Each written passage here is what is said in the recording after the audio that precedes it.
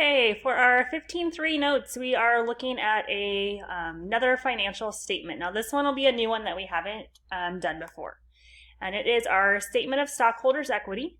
So this financial statement shows changes in a corporation's ownership for the fiscal period. So basically looking at how many shares of stock are we buying and selling.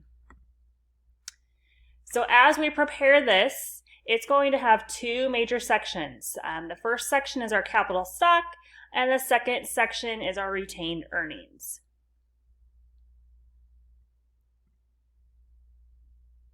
So as we prepare this, one of the things you have to calculate is, or know, is our par value.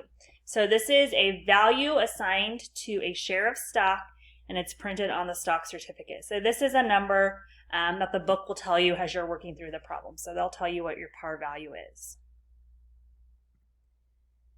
And so as you work through this, the amounts used to prepare our statement of stockholders' equity, they are going to come from our income statement and balance sheet columns. So as you're looking for the numbers, you're going to be wanting to flip back to like the 15-1,